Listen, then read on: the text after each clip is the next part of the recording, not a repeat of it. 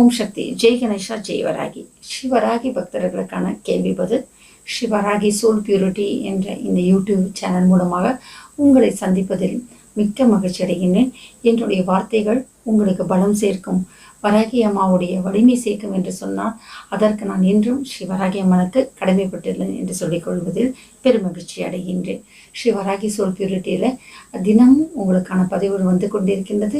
ஸ்ரீ வராகி அம்மாவனுடைய அருளை பெறுவதாக இருந்தாலும், வராகி அம்மனுடைய சம்பந்தப்பட்ட கேள்விகளாக இருந்தாலும் தொடர்ந்து இந்த பதிவுகளை காண்பதற்கு நீங்கள் ஆசைப்பட்டீர்கள் என்று சொன்னால் ஸ்ரீ வராகி சோல் பியூரிட்டி என்கின்ற இந்த சேனலை சப்ஸ்கிரைப் பண்ணுங்கள், பெல் ஐக்கான் பட்டனை ப்ரெஸ் பண்ணுங்கள்.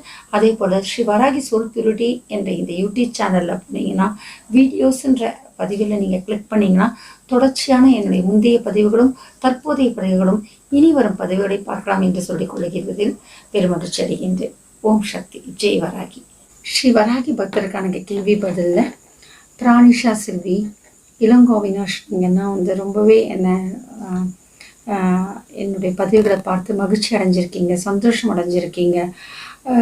இந்த ஒவ்வொரு வார்த்தைகளும் என்னுடைய செயல்பாடும் இன்றைக்கின்னு இல்லை, நான் சின்ன வயசுலேருந்தே என்னுடைய ஒவ்வொரு வார்த்தைகளும் ஒவ்வொரு செயல்பாடும் யாருக்காவது உதவணும் என்ற எண்ணத்தில் தான் வாழ்ந்துட்டுருக்கேன்.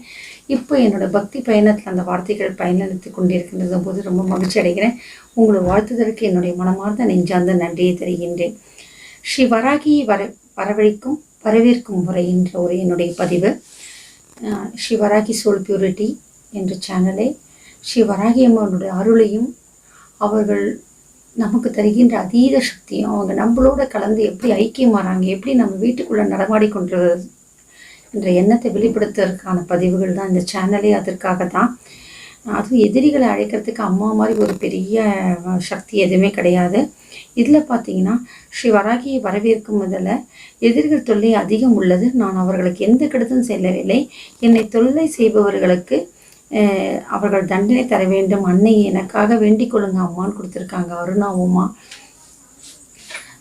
எதிரிகள் தொல்லை இனிமேல் இல்லை என்று ஏத்திர வேண்டும் அம்மா, என்னை காத்திர வேண்டும் அம்மான்னு சொல்லி தினமுமே வராகி அம்மா வழிபடுங்க.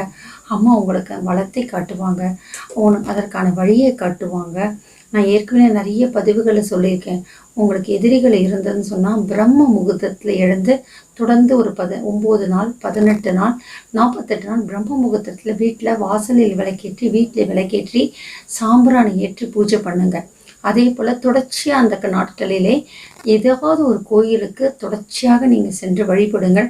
அதே போல் எலுமிச்சம்பழத்தை எடுத்து உங்களை தலையை சுற்றி அந்த எதிரிகள் யார் என்று சொன்னார்களோ அவர்கள் பேரை சுற்றி சூலத்தில் குத்துங்க. நம்பிக்கையோட பூஜை செய்யுங்க. காலையின் மாலையிலும் அந்தி சாய்கின்ற நேரத்தில் இதே போல் வாசலில் விளக்கேற்றி திருவிளக்கை ஏற்றி கருவறையிலும் காமாட்சி விளக்கேற்றி சாம்பிராணி போடுங்க. உச்சி நேரத்துலையும் இரவு நேரத்தில் வெண்கடுகில் சாம்பிராணி மற்ற அறையிலனா போடுங்க. கண்டிப்பாக எதிரிகள் தொல்லை மட்டுப்படும். அதற்கு வழி விலகுவதற்கான வழியை அவங்க காட்டுவாங்க. முடிஞ்சு அவங்க கிட்டேருந்து நம்மளை காப்பாற்றி நம்ம எல்லையை விட்டு நம்மளை நகர்த்திடுவாங்க. இல்லாத நம்ம எல்லைன்னு அவங்க பண்ணுவாங்க. ரொம்ப அதீத மாந்திரிக கட்டாக இருந்தால் முள்ளானதான் எடுக்கணுமா. அதற்கான வழிவையும் வராகியமா சொப்ன வராகியம் உங்கள் கனவுல காட்டுவாங்க. அதற்குரியவர்களை தொடர்பு கொண்டு நீங்கள் என்ன செய்யலாம், அதற்கான கட்டுகள்லேருந்து விலகி கொள்ளுங்க. என்னதான் நம்ம பூஜை பண்ணாலும் சில சமயம் நாம் அதற்கான விஷயங்கள் செய்யணும். தனித்தனியாக சாதம் இருக்குது, காய்கறி இருக்குது, பழம் இருக்குது. பழத்தை நம்ம அப்படியே உணவு உட்கொள்ளலாம். வெறும் பழத்தையும் தண்ணியும் மட்டுமே உணவாக உட்கொள்ள முடியாது இல்லையா. நம்ம ஒன்றும் சித்தர்கள். அப்போது அரிசி சோறு படைக்கிறோம், பதார்த்தங்களை சமைச்சு சாப்பிட்றோம், அந்த மாதிரி அதுதான் உணவாக மாறுதில்லை. அதே போல தான் சில நேரத்தில் நீரே உணவாக மாறும், சில நேரத்தில் பச்சை காய்கறி கனிகளை உணவாகும், சில பேர் சமைத்த பண்டங்கள் தான் உணவாக மாறும் இல்லையா.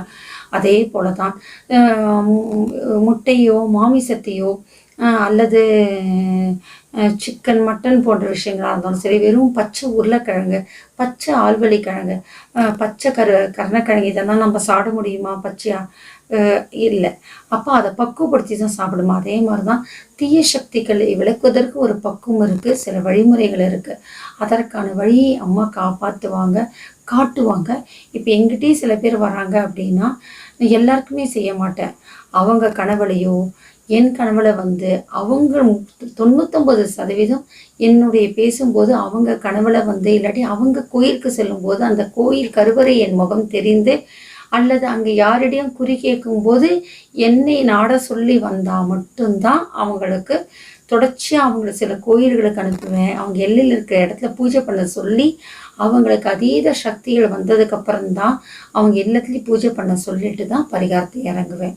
ஏன்னா கெட்டதை எடுக்கிறதுக்கு வேற ஒருத்தங்க எனக்கும் துணையாக இருந்தாலும், அதாவது கெடுதலை எடுக்கிறதுக்கு அதற்கு மாந்திரிக வழியில் இறைசக்தி வழியில் மாந்திரிக கட்டை உடைக்கிறதுக்கு இருந்தாலும், நானும் அந்த பரிகாரம் செய்வனும் அதீத இறைசக்தி இருந்தால் தான் ஜெயிக்க முடியும். ஏன்னா செய்வினைகள் வந்து வச்சவனால் கூட எடுக்க முடியாது. யாரோ ஒருத்தர் பதம் பார்க்காம போகாது. அந்த மாதிரி நேரத்தில் எதிரிகள் நமக்கு தொல்லை கொடுக்கும்போது நம்பிக்கையோட வராகி அம்மா வழிபடுங்க. கண்டிப்பாக அதற்கான வழியை காட்டுவாங்க. எதை தின்றால் பித்தம் தீரும் சொல்லிட்டு மாற்றி மாற்றி பண்ணிகிட்டே போகாதீங்க. ஒருமுக நோக்கு, ஏதாவது ஒரு முகத்தை ஒரு வழியை பின்பற்றி கொள்ளுங்க. அதையே தொடர்ச்சி ஈடுபடுங்க. அந்த பக்திக்கு வழி கிடைக்கும். Aim it, work it, leave it to காட்னு சொல்வேன். எத்தனம் பிரயத்தனம் தெய்வர்த்தனம், இதுதான் பெரியவங்க சொல்லியிருக்காங்க. அது எண்ணத்தால் எய்ம் என்றது எண்ணத்தான் நினைங்க, அதை செயல்படுத்துங்கள். அப்போது தெய்வர்த்தனம் தெய்வீக சக்தியினுடைய வெற்றி கிடைக்கும் என்று சொல்லிக்கொண்டு உங்களிடமிருந்து பக்தியுடன் வினைபெறுவது கர்ம வினைப்பலன் ஜோதிடர் ஆன்மீக சொற்பொழிவாளர் முனைவர் லக்ஷ்மி ரவிச்சந்திரன். ஸ்ரீ வராகி சோல் பியூரிட்டி என்ற சேனல் மூலமாக உங்களை நான் பக்தியின் வெள்ளத்திலே இட்டு செல்வதில் பெருமகிழ்ச்சி அடைகிறேன்.